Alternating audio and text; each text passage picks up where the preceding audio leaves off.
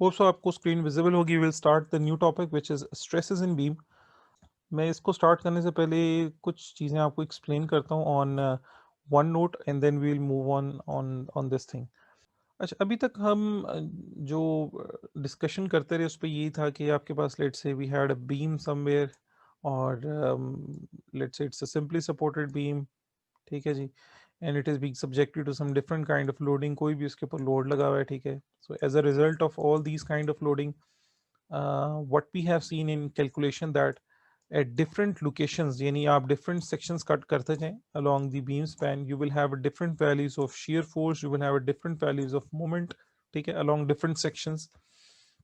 For example, section 1 के ऊपर अगर आप जाके section cut करेंगे, you will have a shear V1, you will have a moment M1, ठीक है जी, एक different value होगी. When you cut a section at location 2 you will again have a value of shear force which is V2 and different value of moment M2, and similarly keeps on going on. So along the span, इस चीज को हम कहते हैं there is a variation of shear force and bending moment along the span. और उस चीज को हमने in the form of equations के अंदर भी लिखा. We developed some equations, and we also seen that once you put the values limits in these equations, you get ultimately the values or the intensities of shear force and moment at those locations. और फिर हमने इसको graphical method से plot भी किया, जिसके अंदर हमने SFDs डेवलप की एंड BMD डेवलप की. ये सारी चीज़ें जो हैं these are available in calculation. अगर आपके सामने कोई बीम सामने पड़ा हो और उसके ऊपर लेट्स से कि प्रैक्टिकल एप्लीकेशन में कोई बंदा उसके ऊपर से मूव कर रहा है या उसके ऊपर आपने कोई वेट रख दिया है, that weight is basically depicting a force, यानी वो फोर्स बता रहा है. अब आप देख कर ये नहीं बता सकते किसी बंदे को कि हाँ इसके अंदर इतनी शेयर फोर्स आ रही है, इतनी बेंडिंग मोमेंट आ रही है. You can actually proof it through numerical calculations करके बता सकते हैं कि इतनी एस एफ डी है, इतनी बेंडिंग मोमेंट है, और इस एस एफ डी को कंट्रोल करने के लिए कितनी कितनी स्टिरप्स या कितना स्टील डालना है, और इस बेंडिंग मोमेंट को करने के लिए मुझे कितना स्टील प्लेस करना है, वो आप वहाँ पर प्रूफ कर सकते हैं. मगर वो विजिबल नहीं है, आपको शेयर फोर्स नजर नहीं आ रही. What is visible there, there is deflection which is कह लें कि आपके पास फिजिकल रिस्पॉन्स है किसी भी एक्शन का. यानी ये मोमेंट्स, ये शेयर फोर्सेस क्यों डेवलप हो रही हैं? Because the beam is subjected to loading. So loading is action. Any kind of force which is acting on a structure is action. So against this action there will be a response which is the reaction. So the response what we have seen in last 3-4 lectures is shear force, bending moments. तो ये सारा response physical नहीं है, it can not be viewed. What can be viewed is the deflection. चीज़ें क्या हो रही होंगी? डिफ्लेक्ट हो रही होंगी. अगर बीम ज़्यादा डिफ्लेक्ट कर रहा है, इसका मतलब है उसके अंदर लोडिंग ज़्यादा थी. लोडिंग ज़्यादा होने की वजह से उसमें बेंडिंग मोमेंट्स ज़्यादा डेवलप हो रहे थे, और उन बेंडिंग मोमेंट की वजह से बीम क्या कर रहा था? ज़्यादा डिफ्लेक्ट कर रहा था. ठीक हो गया जी. अब नेक्स्ट एक और टर्म है कि हम इस मोमेंट्स के एक नेक्स्ट स्टेप इसको आगे ले जाते हैं कि ये जो मोमेंट्स और ये जो शेयर फोर्सेस थी, मैं जब भी इनका नाम लेता हूँ मैं कहता हूँ मोमेंट्स एंड शेयर फोर्स, और मैं इनको कंबाइंडली हमेशा एक नाम देता था, और वो नाम होता है internal force. These are basically internal forces. Why I call it internal forces? Because in order to find the values of this shear force or moment, I usually cut a section, और मैं section cut करने के बाद internally देखता था उस section के अंदर के बॉडी के अंदर क्या फोर्सेस डेवलप हो रही हैं. Forces, that is why I call them internal forces. अब हम एक स्टेज आगे जाएंगे कि जहां पर हम इंटरनल फोर्सेस को यूज करते हुए, इन्हीं इंटरनल फोर्सेस को यूज करते हुए नेक्स्ट स्टेज पर आएंगे, और हम क्या डेवलप करेंगे कि स्ट्रेसेस क्या हैं. ठीक है, स्ट्रेसेस कितनी डेवलप हो रही हैं. ठीक है, और उन स्ट्रेसेस को कंपेयर करेंगे अलाउेबल लिमिट्स के साथ. हमारे ऊपर कोड्स जो हैं वो depending upon the material what are using for your structure, वो कुछ ना कुछ लिमिट्स इम्पोज कर देगा कि इससे ज़्यादा स्ट्रेसेस नहीं ले सकता ये मटेरियल. जिस तरह की एग्जांपल मैं आपको अक्सर देता रहता था क्लासेस में भी, कि लेट से आपके पास दो मजदूर हैं, दो लेबर है. लेट से एक उसमें से कोई 25 ईयर का है लड़का, the other person is like 65 years. तो आप दोनों ने ईंटें उठानी है. ठीक है, अब ऐसा नहीं है कि आप दोनों के सर के ऊपर जो है वो 30-30 या 10-10 या 15-15 ईंटें डाल सकते हैं. There is a difference, because जो जो बूढ़ा आदमी है उसकी उठाने की लिमिट कैपेसिटी कम है. मे बी आप उस पर 10 ईंटें डालेंगे वो उसको उठा लेगा, 11वीं ईंट डालेंगे वो गिर जाएगा, कोलैप्स होगा. उस यंग लड़के के ऊपर आप 10 की जगह 15 ईंटें डालेंगे, 18 ईंटें डालेंगे, उसको उठा के ले जाएगा। ठीक है, तो ये उसकी एक कैपेसिटी है। तो कोड्स इसी तरह depending upon the material what you are using for your structures, because there is a variability, variation है। You can even use steel, you can even use concrete, you can even use composite sections. जिस तरह के हमारे यहाँ जो conventional material है that is reinforced concrete. ठीक है, जो आपके आसपास बिल्डिंग बन रही हैं, बीम्स हैं, columns, buildings, footings, they are using conventional material. It is not like that कि हर जगह हर बिल्डिंग इन्हीं मटेरियल से बनेगी। इफ़ यू गो अब्रॉड और even if you just observe on highways, you can even see steel bridges, pedestrian bridges, they are made up of steel. Also you can see some section they are made up of aluminiums, light gauge steel structures. Similarly, you can see composite structures. Some of these structures they have steel like beams, and they have concrete slabs. Some structures they have wooden as well. आप बाहर किसी और northern areas में जाएं, or you will see that the structures are made up of wood. So each of these structure is made up of a specific material, and the code impose some limits on stresses कि इस material के अंदर इससे ज्यादा capacity नहीं है। तो वो आपको किस चीज पे लिमिट करेगा? स्ट्रेसेस पर। वहां पर वो आपको ये लिमिट नहीं करेगा कि बेंडिंग मोमेंट इससे ज्यादा नहीं होना चाहिए, शेयर फोर्स इससे ज्यादा नहीं। हमेशा कोड क्या क्या किस चीज पे लिमिट करेगा? स्ट्रेसेस पर। तो अब हमें बेसिकली क्या करना है, हमने अपने इन इंटरनल रिस्पॉन्सेस को कन्वर्ट कर लेना है स्ट्रेसेस की फॉर्म में। ठीक है, क्योंकि ये इंटरनल फोर्सेस थी और अब मुझे क्या निकालनी है? स्ट्रेसेस निकालनी है। There is a difference between force and stress. We already discussed in many lectures that stress is basically force per unit area. ठीक है, इट्स लाइक अ प्रेशर। ठीक है, और जो फोर्स है दैट इज समथिंग एल्स। ये एक vector quantity है, ये डिफरेंट चीज है उससे। तो अब हम इसकी तरफ मूव ऑन करेंगे। पहली चीज, चूंकि हम स्ट्रेसेस इन बीम्स को देख रहे हैं, यानी हमारे पास बीम्स हैं, ठीक है जी, like this is a beam, और इनके अंदर स्ट्रेसेस को देखना चाह रहे हैं, तो पहली चीज आपको ये डिफाइन होनी चाहिए that beam, what is a beam and how it is different from other structural members like column. Like column भी होता है इस तरह आपके पास, ठीक है जी, it's a column and the column is subjected to this loading. ठीक है, ये इसका आप कह सकते हैं लाइन ऑफ एक्सेस है। इसी तरह जब आप बीम ड्रॉ करते हैं तो ये बीम का लाइन ऑफ एक्सेस है। ठीक, यू विल सी कि बीम के ऊपर जो लोडिंग एक्ट करती है, any kind of load, this is always perpendicular to its line of axis, यानी इसके जो मेजर एक्सेस है उसके हमेशा परपेंडिकुलर होती है। जबकि कॉलम्स के केस के अंदर, like in case of columns, this is passing through the centroid, यानी उसके एक्सेस के लॉन्ग लोड लग रहा होता है, जिसकी वजह से इन दोनों का बिहेवियर डिफरेंट होता है। When once you see a beam which is subjected to some external loading, this loading will cause a bending phenomena. ये इसको बेंड करने की कोशिश करेगा like this way। ठीक है, and once you see a column which is subjected to a point load or something, so वो इसको क्या करेगा?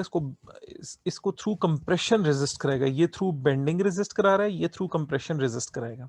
ठीक है, अगर हम इस बीम वाले केस को फर्दर थोड़ा सा इलेबोरेट करें तो मुझे कुछ इस तरह नजर आ रहा है कि अगर मैं एग्जेजरेटेड स्केल के अंदर इसको थोड़ा सा बनाता हूँ, एग्जेजरेट करता हूँ, so it will look like something this way। this will be your beam। तो ऊपर की जो ये लेंथ है, this length, this has been shortened। Original जो बीम था that was like this way। तो ये ऊपर की जो फाइबर है इसकी लेंथ कम होगी, नीचे वाली जो फाइबर है इसकी लेंथ क्या कर गई है? इसकी लेंथ इंक्रीज कर गई है, ऐसे ही।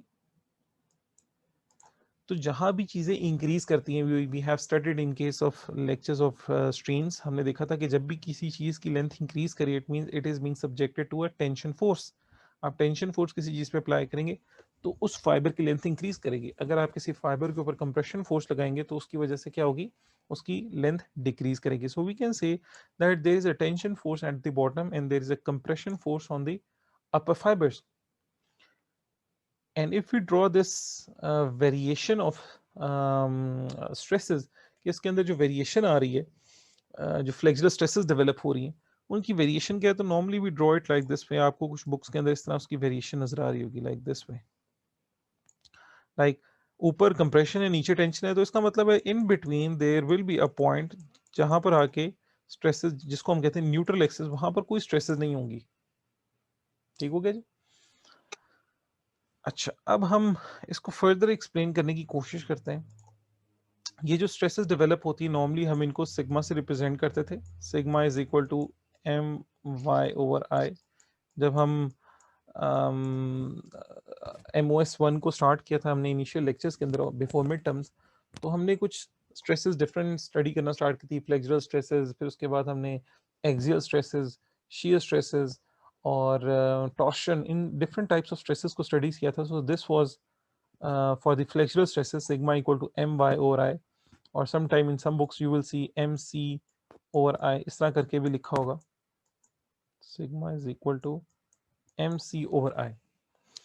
तो पहली चीज मैं देखता हूं कि मेरी ये जो फ्लेक्सुरल स्ट्रेस है sigma, this is a stress, this is not an internal force, this is a stress. ठीक है, this flexural stress is depending upon three factors M C over I. What is M? This is the bending moment, कितना moment लगा हुआ है, and this bending moment is basically internal force. ठीक है, जब मैं बॉडी के ऊपर कहीं भी सेक्शन कट करता था तो मैंने आपको कहा तो सेक्शन के ऊपर शेयर फोर्स भी होती है और मोमेंट भी होता है, so combinely we call them as internal force. तो फ्लेक्सुरल स्ट्रेस डिपेंड करिए कि मोमेंट कितना है। सी चीज मैं एक्सप्लेन करता हूँ, सी क्या है बेसिकली।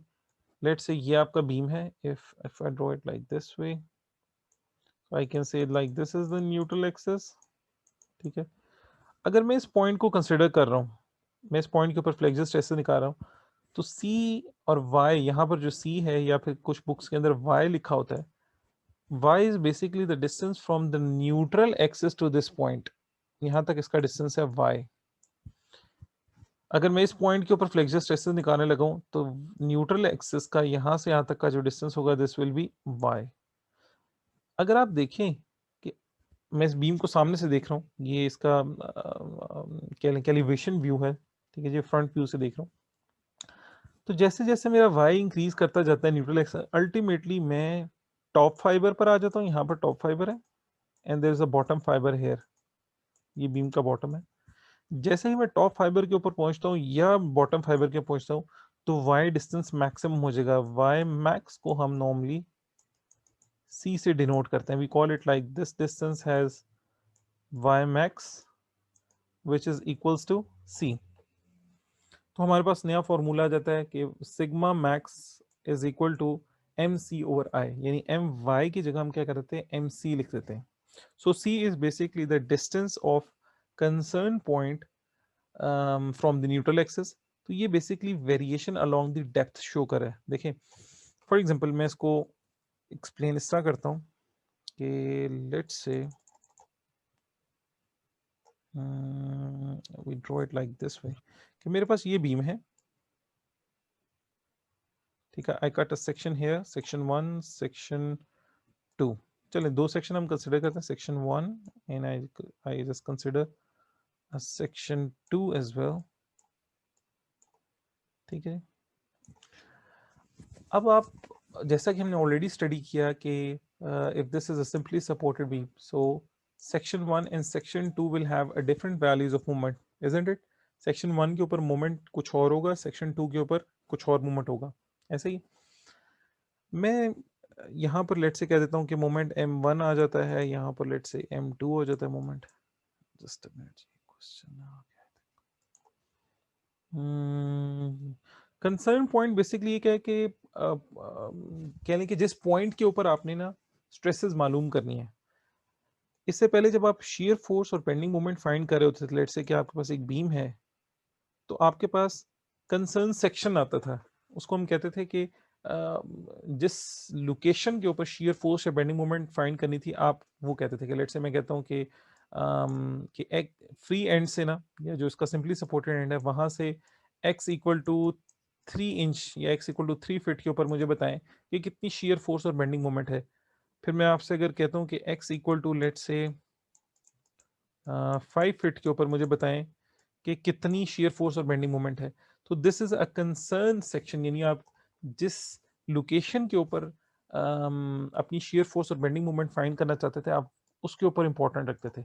अलोंग दिस सेक्शन अगर आप इस पॉइंट को कंसिडर करें, ठीक है, मैं इसको जूम करता हूँ। अगर इस पॉइंट को कंसिडर करें, इस पॉइंट को कंसिडर करें, इस पॉइंट को करें, इसको करें, all will have a same value of shear force, all will have the same value of moments. ऐसा ही है, ठीक है। जब मैं सेक्शन कट करूंगा, यहाँ पर एक shear फोर्स की वैल्यू होगी और यहाँ पर एक मोमेंट की वैल्यू होगी। So if I consider point A, point B, point C और even point D, point A will be subjected to a moment m, B के ऊपर भी m, सी के ऊपर भी m, ये सेम होगा internal force. However, if I have the same points here like this way and this way, यहाँ पर मैं कहता हूँ पॉइंट E है, पॉइंट F है, पॉइंट G है। So point E, F and G will have a different value of moment and V as compared to A, B, C, D. ऐसा ही है, moments की variation है, because we already have studied that there is a variation of moment along the span. ठीक हो गया। अब next variation जो हम देखेंगे, हम ये देख रहे हैं कि अगर किसी एक पर्टिकुलर सेक्शन के ऊपर रहते हैं, यानी मैं इस सेक्शन के ऊपर रहता हूं, तो ई के ऊपर भी वही मूवमेंट होगा, एफ के ऊपर भी वही मूवमेंट, जी के ऊपर भी वही मूवमेंट। मगर इन तीनों पॉइंट्स के लिए, ई एफ जी के लिए स्ट्रेसेस सेम नहीं होंगी। Stresses for E will not be equals to stresses at F and it is not be equal to stresses in G. ठीक है जी।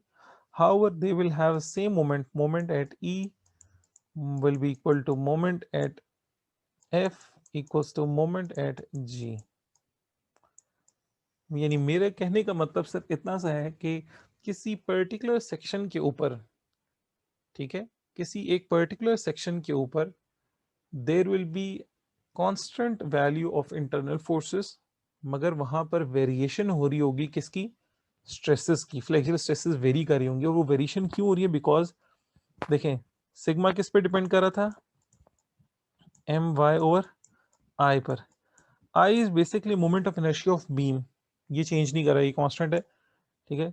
और मोमेंट भी चेंज नहीं कर रहा, मैंने ई एफ जी के लिए चेंज क्या करेगा, वाई चेंज करेगा। अगर मैं न्यूट्रल एक्सिस रखता हूँ यहाँ पर, so this will have a different value of y, this will have a different value of y, and this will have a different value of y. So due to variation in y, यानी simple कह सकते हैं variation along the depth हो रही है। पहले हम क्या स्टडी कर रहे थे, वेरिएशन अलोंग द स्पैन, अब हम क्या स्टडी कर रहे हैं, वेरिएशन अलोंग द डेप्थ। तो हमारे पास यहाँ पर क्या है, स्ट्रेसेस आएंगी। उसी चीज को हम इन न्यूमेरिकल्स के अंदर कवर अप करेंगे थ्रू डिफरेंट न्यूमेरिकल प्रॉब्लम्स। और उससे पहले मैं आपको इसके कंपोनेंट्स एक दफा एक्सप्लेन कर देता हूँ। That sigma is equal to, जिस तरह मैं लिखता हूँ एम वाई ओवर आई, तो वाई ऑलरेडी मैंने एक्सप्लेन किया, मोमेंट भी आपको बताया, this is I which is called moment of inertia, I is equal to B H cube by 12, this is for a rectangular case. Let's say कि आपके पास you have a beam going here and there is like this way, so this will be B, this will be H, so BH cube by 12, ये इस beam के cross sectional का moment of inertia I निकल जाएगा, I equal to B H cube by. तो ये basically constant है along the span. अगर आप मूव करते जाते हैं तो नॉर्मली आप देखेंगे कि बीम की डेप्थ और उसकी विड्थ चेंज नहीं करती। जिस तरह की गर्डर्स के नीचे जाके देखें वो भी सेम होती है, आपके घरों में प्लाजा के अंदर कहीं भी बीम देखेंगे तो बीम की डेप्थ अलोंग द स्पैन वो चेंज नहीं करी, वो सेम रहती है, और उसकी विड्थ भी।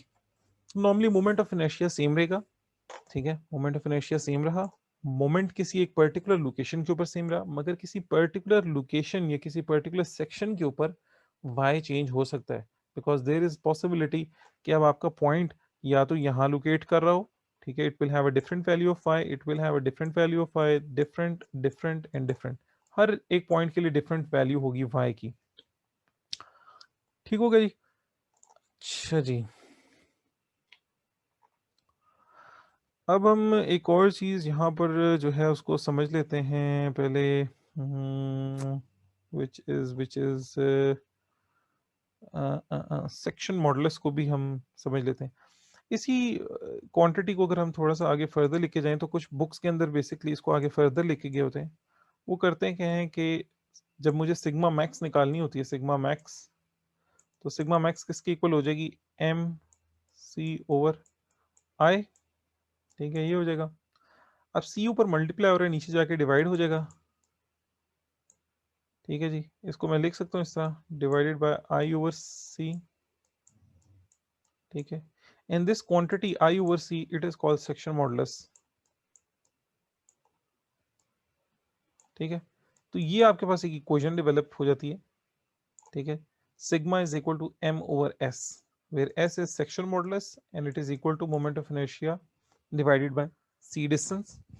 और c distance अगर मैं किसी बीम के ऊपर निकालना चाहूँ कि let's say this is b, this is the cross section of the beam, मैं उसको क्रॉस सेक्शन में देख रहा हूँ, this is the width b, this is the height h.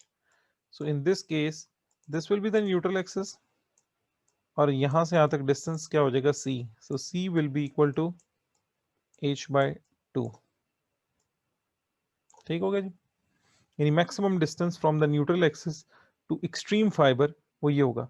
दूसरा मैंने आपको ये भी बताया कि जैसे जैसे आप इस बीम को यानी यहाँ सामने से देखूंगा तो वेरिएशन इस तरह होगी, वर्टिकल लाइन है अगेन, ठीक हो गया. तो अगर आप इसके टॉप के ऊपर देखेंगे ना यहाँ पर, तो आप एक्सट्रीम लोकेशन पे गए, यहाँ पर आके स्ट्रेसेस क्या होंगी, सबसे ज्यादा मैक्सिमम होगी. जैसे जैसे आप एक्सट्रीम फाइबर से नीचे आते जाएंगे, नीचे आते जाएंगे, y की वैल्यू डिक्रीज करेगी, फ्लेक्सुरल स्ट्रेसेस भी क्या करेंगी, डिक्रीज करेंगी. So the length of these line they are basically showing the intensity of the stress as these location. जैसा जैसा लेंथ ऑफ लाइन कम हो रही है, अल्टीमेटली यहाँ पर आके लेंथ जीरो हुई, this is the neutral axis. अब अपना साइन चेंज कर लेगी.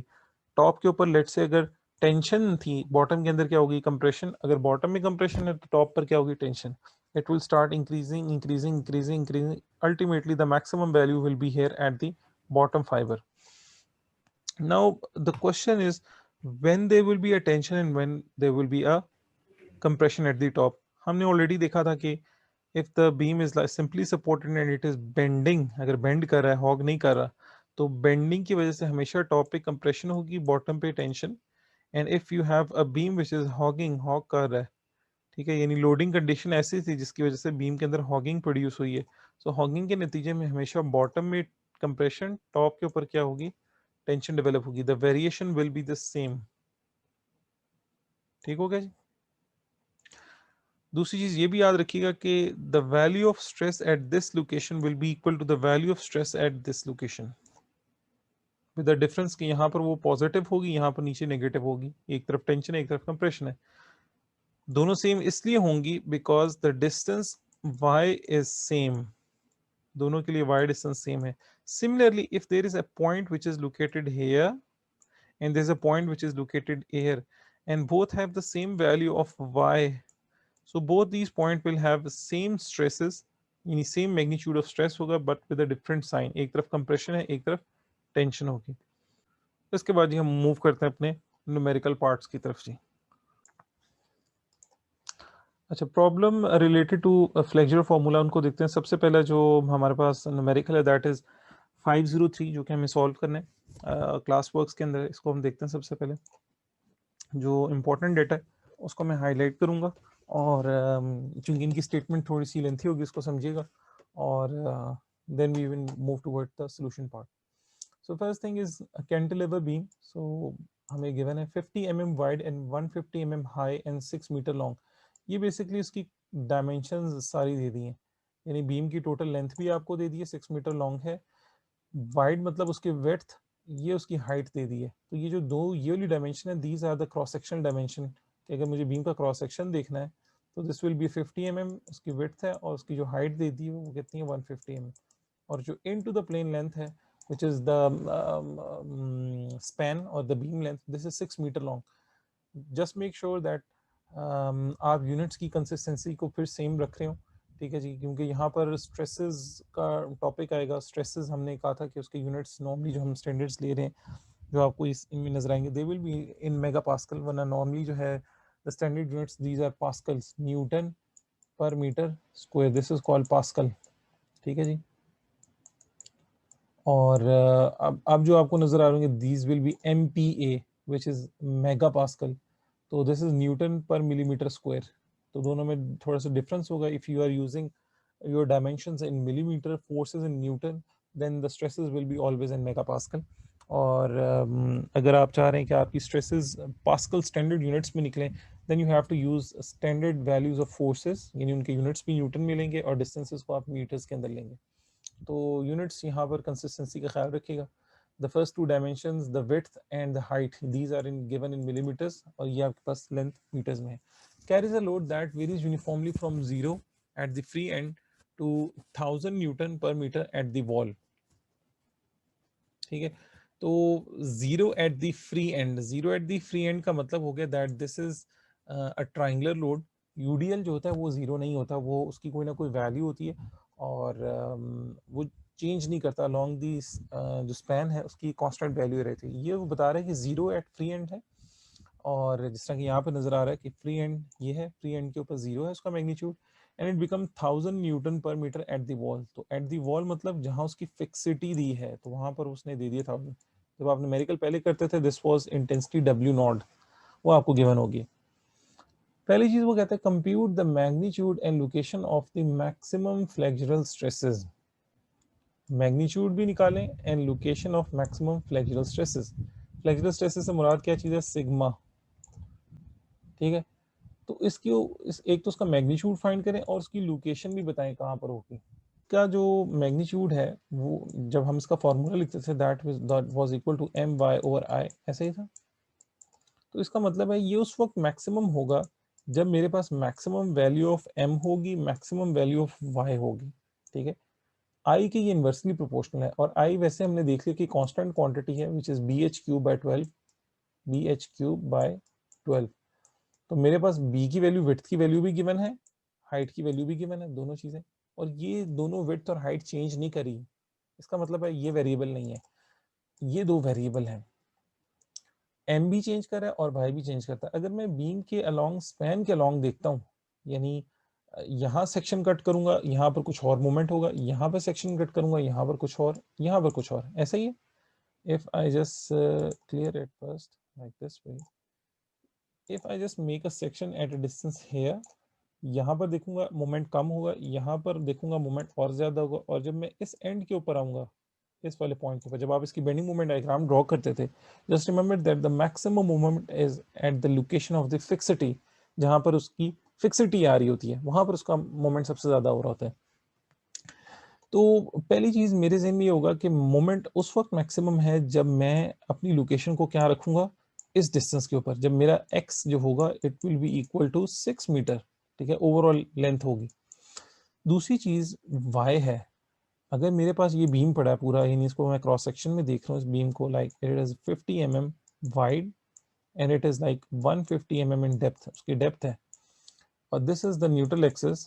ठीक है, तो इसका मतलब है यहाँ से टॉप तक डिस्टेंस कितना रह जाएगा? 150 का half, this will be equal to 75 mm. ठीक हो गया जी. अच्छा जी, ये आ गया. ठीक है जी, हाँ जी. तो 150 का हम हाफ ले लेते हैं, दैट विल बी 75 mm. तो आई कैन जस्ट से कि 75 mm. और अगर मैं बॉटम पे भी देखता हूँ तो मैक्सिमम डिस्टेंस कितना है? This will B 75. This is the maximum distance of y. So I can say y max which can be equal to c, this will be equal to 75 mm. तो maximum stresses, अगर मैं सबसे पहले अपना location define करता हूँ, यहाँ पर भी मैक्सिमम नहीं होगा मोमेंट, यहाँ पे भी मैक्सिमम नहीं होगा, यहाँ पर मैक्सिमम. तो moment will be maximum m max कब होगा? जब मैं इस लोकेशन पर हूँ, फिक्सिटी वाली लोकेशन पर. सेकेंडली, जब मैं फिक्स वाली लोकेशन पर आता हूँ, तब along the depth there are different points जहां पर स्ट्रेसेस डिफरेंट होंगी, और मैक्सिमम स्ट्रेसेस उस वक्त होंगी जब मैं इस फाइबर को, एक्सट्रीम फाइबर या इस फाइबर को कंसिडर करूंगा. ठीक हो गया जी. तो मैंने दो चीजें अपने ज़हन में पहले बिठा ली कि मैक्सिमम फ्लेक्सुरल स्ट्रेसेस उस वक्त आएंगी जब मेरी लोकेशन वो होगी जहां पर मोमेंट्स मैक्सिमम होंगे, और दूसरी चीज अलोंग द डेप्थ वो पॉइंट होगा जहां पर y की वैल्यू सबसे ज्यादा होगी. ठीक होगा जी. पॉइंट बी के अंदर वो कहता है determine the type and magnitude of stress in a fibre 20 mm from the top of the beam. अच्छा, ये अगर आपको पहला पार्ट जो है वो क्लियर कर लेते हैं, सारी चीजें समझ आएंगी, तो सेकंड पार्ट में थोड़ी सी और आसानी होगी. अब वो कहानी क्या करने लगे, मैं इसको क्लियर करता हूँ पहले. सेकंड में कहता है कि type and magnitude of stress find करें, यानी स्ट्रेस की टाइप भी बताएं कि क्या होगी. आइदर इट इज, टाइप से मुराद ये है कि either it is a compressive stress और it is a tensile stress. हमने दो चीजें पढ़ी थी कि अगर बीम इस तरह बेंड हो रहा है like this way, so on top of these location there will be compressive stresses, there will be tensile stresses। जब हम वेरिएशंस को शो कर रहे होते थे स्ट्रेसेस की, तो वो कह रहे हैं कि बताएंगे कौन सी टाइप है, कंप्रेसिव है या टेंसाइल स्ट्रेसेस है। सेकंड, इसका मैग्नीट्यूड कितना होगा, किस जगह के ऊपर, in a fibre 20 mm from top of the beam. यानी बीम का अगर टॉप देखता हूं तो ये मेरे पास क्रॉस सेक्शन है, दिस इज न्यूट्रल एक्सिस, यहां से यहां तक टोटल जो है दिस इज 150, ठीक है। सो यहां से यहां तक कितना है 75। अच्छा, वो कहता है कि 20 mm from the top of the beam, ये बीम का टॉप है, इससे 20 mm नीचे आ जाए, यानी यहां पर कहीं पॉइंट है जो कि टॉप से कितना नीचे है 20 mm, ठीक है। कहता है इस लोकेशन के ऊपर बताएं कि स्ट्रेस कितनी होगी, ये जिसको भी मैंने कर दिया है। और ये कहता है ये इसके लिए जो सेक्शन है this is 2 metre from the free end, यानी ये फ्री एंड है, फ्री एंड से आपने 2 मीटर पर आना है, यानी यहां पर लेट से कि ये 2 मीटर पे सेक्शन कट करें, जब यहां से यहां तक distance x is equal to क्या हो 2 हो, ठीक है। तो सबसे पहले आप क्या करेंगे कि at x equal to 2 distance के ऊपर सबसे पहले तो मोमेंट निकालेंगे, यानी मैं सेक्शन कट करूंगा x इक्वल टू 2 पर, और यहाँ पर जो बेंडिंग मोमेंट प्रोड्यूस हो रहा होगा वो फाइंड कर लूंगा, ठीक हो गया। जब मेरे पास बेंडिंग मोमेंट आ जाएगा, तब दूसरा स्टेप मेरे पास क्या है, सिग्मा निकालने के लिए सिग्मा इक्वल टू क्या होता है M Y over I. I मुझे पता है B H cube by 12 already मैंने निकाल लिया बीम के लिए, मेरे पास विड्थ भी है बीम की और मेरे पास हाइट भी है, सो आई कैन फाइंड आई। तो m मैं सबसे पहले फाइंड करूंगा जो गिवन लोकेशन है, कि अब मुझे मैक्सिमम लोकेशन भी नहीं जाना, उसने मुझे खुद कहा कि section is located 2 metre from the free end, तो मैंने फ्री एंड से 2 मीटर के ऊपर सेक्शन कट करना है और वहां पे मोमेंट की वैल्यू निकाल लेनी है, पहली चीज। और दूसरी चीज जो y है, y भी उसने उसने मुझे डाटा गिवन दे दिया कि y आपने कंसिडर करना है ऐसे एक पॉइंट का, यानी आपका जो पॉइंट ऑफ कंसर्न है that is located 20 mm from top. Now question is like this is 20 mm is not the y, ठीक है। y की डेफिनेशन क्या थी, y is the distance from the neutral axis, ये आपका न्यूट्रल एक्सिस है, neutral axis से यहां तक का डिस्टेंस है, ठीक हो गया जी। सो द गिवन वैल्यू जो आपको नजर आ रही है 20 mm, this is not the y, so in order to find you have to subtract 20 from 75, उसमें से माइनस करें, so the y will be 55 here, ठीक है। तो आपने y की वैल्यू क्या कंसिडर करनी 55। अच्छा जी, हम पहले पार्ट की तरफ चलते हैं। चूंकि सेकंड पार्ट के अंदर हमें लोकेशन और सेक्शन के अंदर डेप्थ अलोंग जो है वो हमें दोनों गिवन थी, पहले पार्ट में चीजें गिवन ही, लिहाजा हम शियर फोर्स और बेंडिंग मोमेंट की इक्वेशंस डेवलप करेंगे। अच्छा जी, मेरे अगर ये 20 mm इंटू मीटर हमें गिवन नहीं होता फिर हम मैक्सिमम लेंगे 20 mm, अगर हमें 20 mm गिवन ना होता, देखना क्वेश्चन के पार्ट के अंदर जो सेकंड पार्ट है ना, उसके अंदर वो ऑटोमेटिकली आपसे पूछ रहा है कि मुझे मैक्सिमम वैल्यूज ना बताएं, वो कहता है कि मुझे इन लोकेशंस के ऊपर बताएं कि स्ट्रेसेस कितनी आ रही है। जब वो आपसे कहेगा कि मैक्सिमम स्ट्रेसेस फाइंड करें, तब आपको खुद आइडेंटिफाई करना है कि मैक्सिमम मोमेंट किस लोकेशन पर होगा और मैक्सिमम स्ट्रेसेस के लिए वाई किस है। ये अंडरस्टूड बात है। आप लेट से, मैं आपको एग्जांपल देता हूँ, लेट से कि जिस तरह मैंने बताया कि यहाँ पर सेक्शन कट करें, सेक्शन 2 कट कर लें और यहाँ पर सेक्शन 3 कट कर लें, तो हमेशा सेक्शन 3 के ऊपर, इस केस के अंदर ट्राइंगुलर लोड और कैंटिलीवर हो, तो सेक्शन 3 के ऊपर मोमेंट सबसे ज्यादा मैक्सिमम होंगे, पहली चीज, ठीक है। मगर जब मैं सेक्शन 3 के ऊपर भी आता हूँ, तो सेक्शन 3 के ऊपर भी जब सेक्शन कट करता हूँ तो ये कुछ सिचुएशन बनती है, यानी मैं पॉइंट यहाँ पे भी कंसिडर कर सकता हूँ, मैं पॉइंट यहाँ पे भी कंसिडर कर सकता हूँ, मैं पॉइंट यहाँ पे भी कंसिडर कर सकता हूँ। इस पॉइंट को मैंने ए कह दिया, इसको मैंने बी कह दिया, इसको मैंने सी कह दिया। ऑल दो सेक्शन 3 के ऊपर लेट से इधर M1 था, इधर M2 आया, इधर M3 आया, so out of, sorry, M2 और M3 आया, out of all these M1 M2 M3 the maximum moment is M3। पहली चीज मुझे डिफाइन होगी, तो इसका मतलब है अगर मुझे सिग्मा मैक्स ढूंढनी है तो इसके लिए जरूरी होना चाहिए कि मोमेंट शुड बी मैक्सिमम, ठीक है जी। एम वाई ओवर आई है ना, तो मोमेंट मैक्सिमम होना चाहिए, तो ये दो लोकेशन तो काम नहीं देंगी। M3 पर आऊंगा, M3 पर आने के बाद दूसरी चीज ये तो होगी फाइनल, y देखना है, कि मेरे पास पॉइंट ए भी हो सकता है, पॉइंट बी भी हो सकता है, पॉइंट सी भी हो सकता है। सी के ऊपर वाई की वैल्यू क्या है, 0। ठीक है, जब वाई की वैल्यू 0 करते हैं, ये सारा फैक्टर क्या हो जाता है, 0। स्ट्रेस की वैल्यू क्या हो जाती है, सिग्मा। सिग्मा की वैल्यू क्या हो जाएगी, 0। यही वजह है कि जब न्यूट्रल एक्सिस आता है तो उसमें जब आप वेरिएशन ड्रॉ करते हैं तो न्यूट्रल एक्सिस के ऊपर आके स्ट्रेसेस की वैल्यू क्या होती है, 0। क्यों 0 हो जाती है, because Y is 0। Once you put a maximum moment और इसको मल्टीप्लाई कर दें किसी भी 0 वैल्यू के साथ, डिवाइडेड बाय आई करें, so this will be, product will be 0. तो stresses at this point will be always 0. अब अगर मुझे मैक्सिमम स्ट्रेसेस देखनी है, लिहाजा मुझे y की मैक्सिमम वैल्यू देखनी है, तो y की मैक्सिमम वैल्यू या तो इस पॉइंट पर होगी विच इज पॉइंट A, और it will be maximum at here. ठीक हो गया। अब हम क्वेश्चन के जो है फर्स्ट पार्ट की तरफ मूव ऑन करते हैं कि हमें अभी गिवन नहीं है कि भाई मैक्सिमम किस पॉइंट पर है, और ये उसने कोई स्पेसिफिक लोकेशन नहीं डिफाइन की और ना ही कोई स्पेसिफिक डेप्थ डिफाइन की। उसने कहा बस मैक्सिमम फ्लेक्सुरल स्ट्रेसेस फाइंड करें। तो हमारा कॉन्सेप्ट ये था कि मैक्सिमम फ्लेक्सुरल स्ट्रेसेस उस वक्त होंगी जब मेरे पास सेक्शन कट रहा होगा किस पॉइंट के ऊपर, when x will be equal to 6 metre, यानी इस जगह पे सेक्शन कट कर रहा होगा। जब x का डिस्टेंस क्या होगा यहाँ से यहाँ तक, x will be equal to 6 होगा।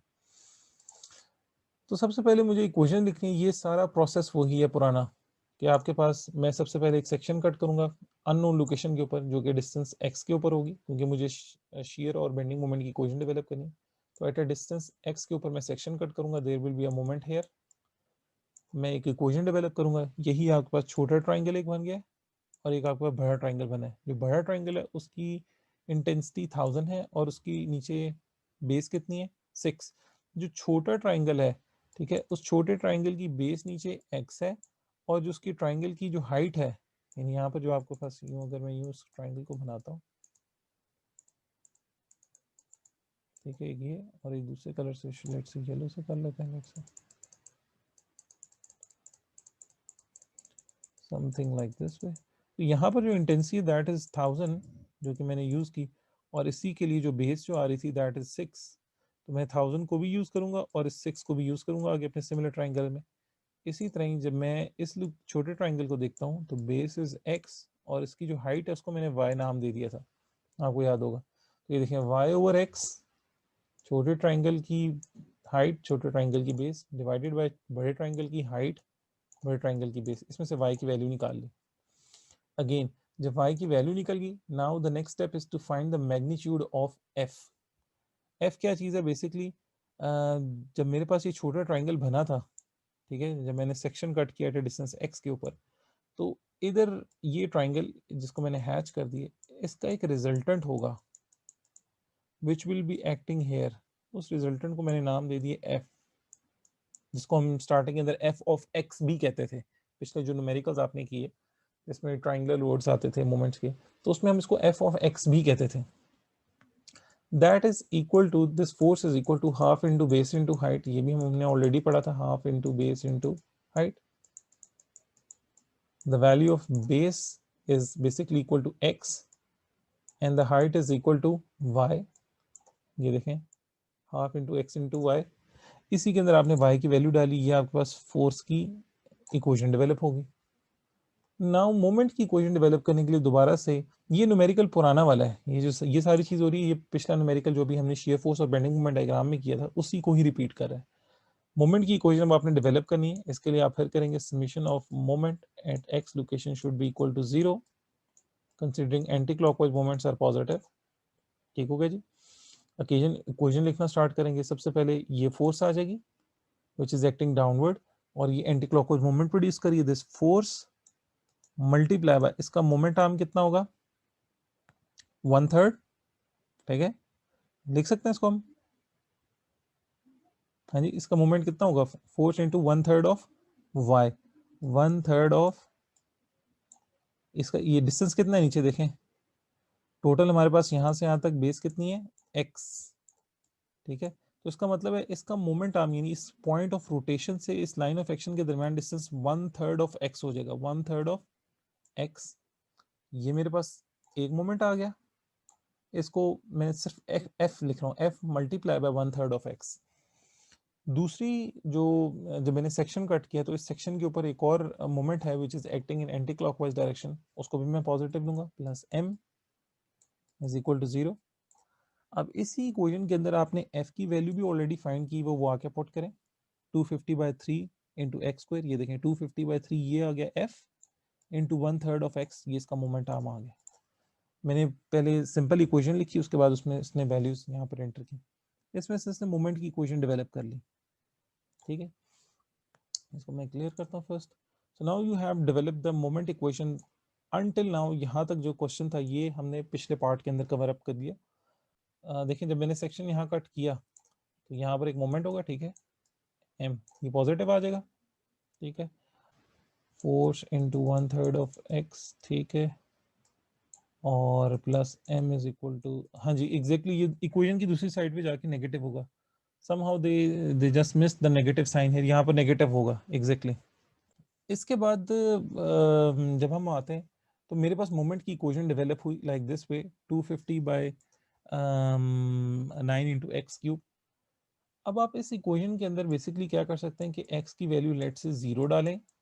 जब आप x की वैल्यू 0 डालेंगे ये आपको इस लोकेशन के ऊपर मोमेंट बता देगा कितना है, ठीक है, बिकॉज यहाँ से x स्टार्ट हो रहा है, यहाँ से x, so this will give you the moment it here। और इसी इक्वेशन के अंदर जब मैं x इज इक्वल टू 6 डालता हूँ तो अब वो मुझे क्या देगा, अब मुझे मोमेंट दे देगा एट दिस लोकेशन। ठीक है, आप इक्वेशन के अंदर वैसे रफली x डाल के 0 डाल के देखें, दिस विल बिकम 0, मोमेंट 0 बन जाएगा। ठीक है, इसको सॉल्व करने के बाद क्या आ जाएगा, moment will be equal to 0। और x इक्वल टू 6 डालें और x के अलावा कोई और वैल्यू डाल दें, 2 3 4, 6 will be the maximum value जहां पर आपके पास मोमेंट मैक्सिमम आएगा। तो आपने क्या करना है कि आपने x इक्वल टू 6, चूंकि आपको पता है कि ना इस लोकेशन पे ना इस लोकेशन पे, सब पे मोमेंट कम होगा, मैक्सिमम मोमेंट कहाँ पर आ रहा होगा, फिक्स लोकेशन के ऊपर। तो आप x इक्वल टू 6 में से डालकर मोमेंट की इक्वेशन के अंदर 6 डालेंगे और मैक्सिमम मोमेंट फाइंड कर लेंगे। ये चीज़ इसने यहाँ नीचे की है जी, यहाँ पर आप आए, यही इक्वेशन उसने यूज़ की जो आपने ऊपर फाइंड की थी। इस इक्वेशन के अंदर x इक्वल टू 6 डाला, जब आपने 6 डाला now you are at the fix location, so this is the moment 6000 newton metre.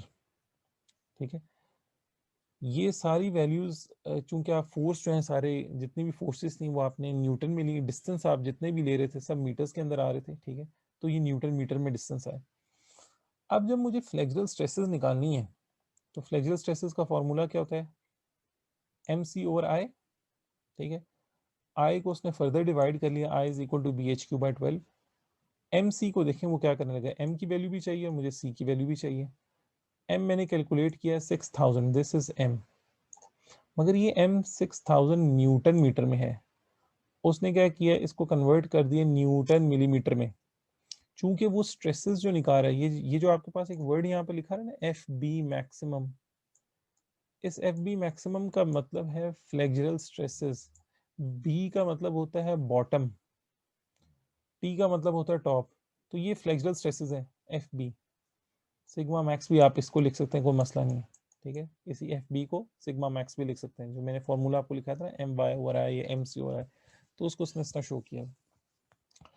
तो मोमेंट जो है बेसिकली 6000 न्यूटन मीटर था, उसको उसने कन्वर्ट कर लिया न्यूटन इनटू मिलीमीटर के अंदर, 1000 से मल्टीप्लाई भी कर लिए।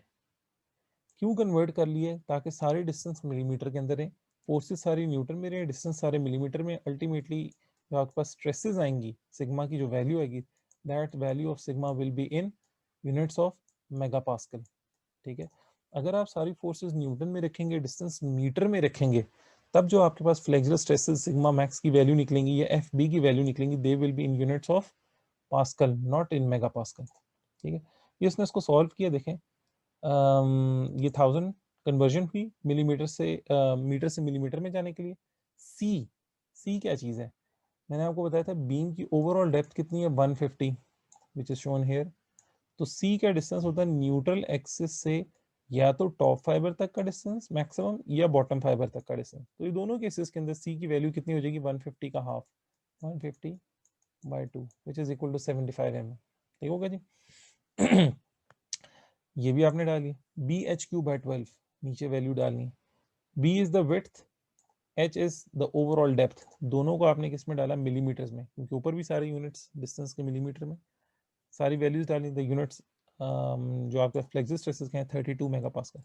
This is the answer to your first question कि मैक्सिमम फ्लेक्सुरल स्ट्रेसेस निकालें। आप मैक्सिमम फ्लेक्सुरल स्ट्रेसेस निकालने के लिए मैक्सिमम मोमेंट पर भी है, मोमेंट लोकेशन पे भी, और फिर अलोंग द डेप्थ आपने मैक्सिमम स्ट्रेसेस लेने के लिए सबसे एक्सट्रीम पॉइंट्स को कंसिडर किया। ठीक है जी, ये 32 मेगापास्कल टॉप पे भी इतनी होगी, इधर भी इतनी होगी 32 मेगापास्कल।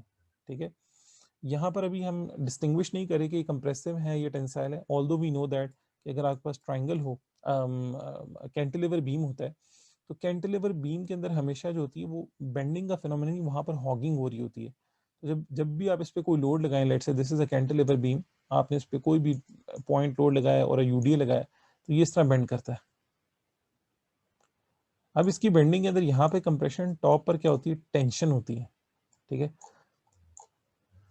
अच्छा, सेकंड पार्ट के अंदर वो आपसे ये पूछेगा कि भाई जो जिस लोकेशन पे मैं आपसे मांग रहा हूँ स्ट्रेसेस, वो बताएं टेंशन है या कंप्रेशन, उनको हम वहाँ जाके इस पॉइंट को फर्दर क्लियर करेंगे।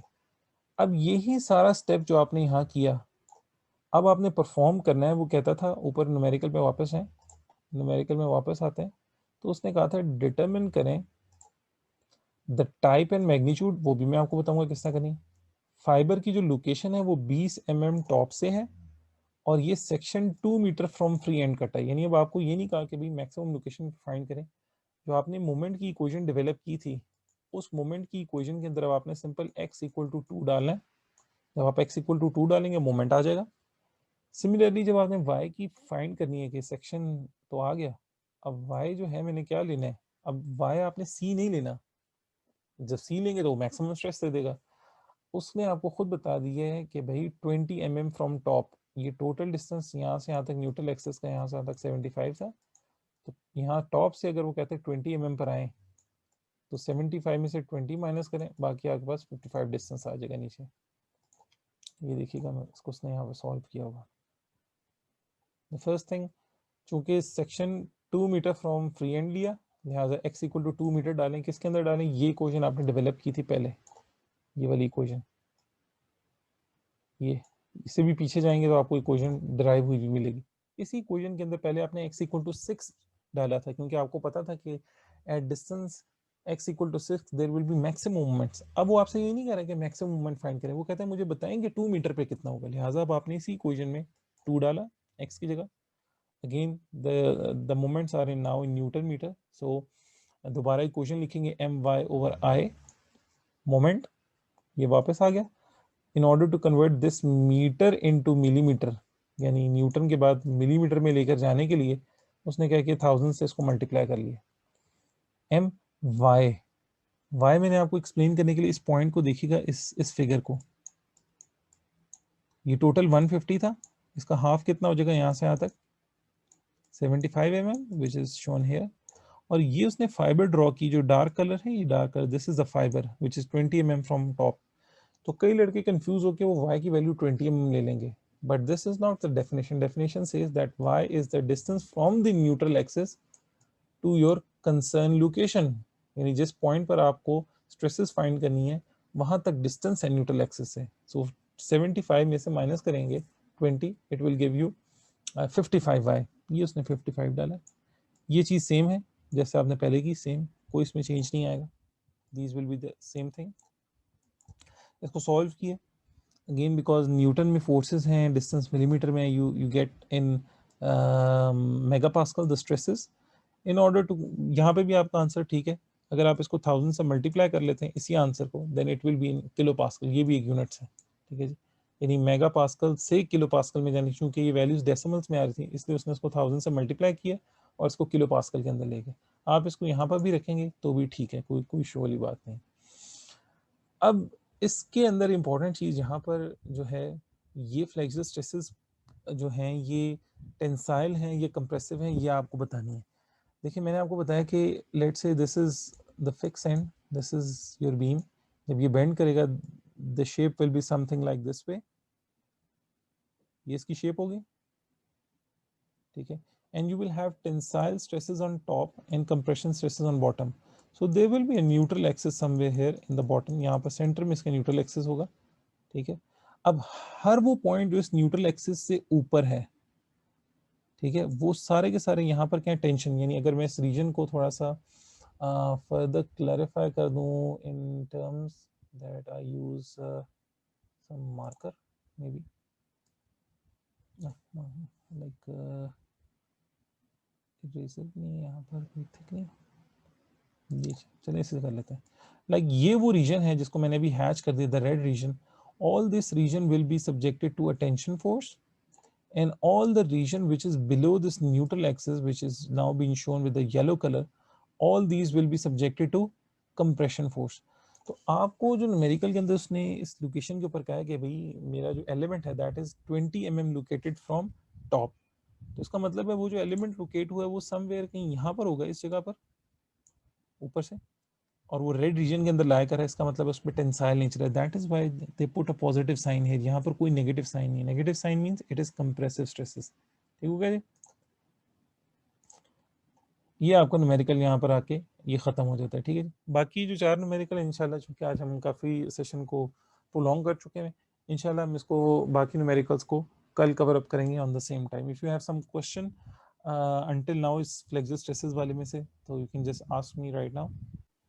आप वैसे एक जनरल ट्रेंड को याद रखें हमेशा, जब भी आपके पास, मैं इसको दोबारा यहाँ ड्रॉ करता हूँ कि लेट्स से एक सिंपली सपोर्टेड बीम है, हम कैंटिलीवर को थोड़ा इग्नोर करते हैं, फॉर एग्जांपल हम सिंपली सपोर्टेड बीम लेते हैं, अगर आप इस पे पॉइंट लोड लगाते हैं तो ये बेंडिंग, ये इसकी बेंडिंग हमेशा इस तरह होगी, ठीक है। तो अब जनरल ट्रेंड इररिस्पेक्टिव कि आप एंड पर हैं, आप एक जनरल ट्रेंड याद रखें कि सिंपली सपोर्टेड पे न्यूट्रल एक्सिस से ऊपर हमेशा कंप्रेशन, नीचे हमेशा टेंशन होगी, और ये लेट्स से न्यूट्रल एक्सिस है, तो इससे ऊपर जो भी कोई पॉइंट है लेट्स से जिसको मैंने हैच कर दिया, अगर आपका पॉइंट इसमें लाए कर रहा है तो वो हमेशा कंप्रेसिव स्ट्रेसेस होंगी, आप उसकी नेचर हमेशा नेगेटिव से शो करेंगे, ठीक है। इररिस्पेक्टिव के मोमेंट पॉजिटिव था नेगेटिव था उससे कोई फर्क नहीं पड़ता, ठीक है।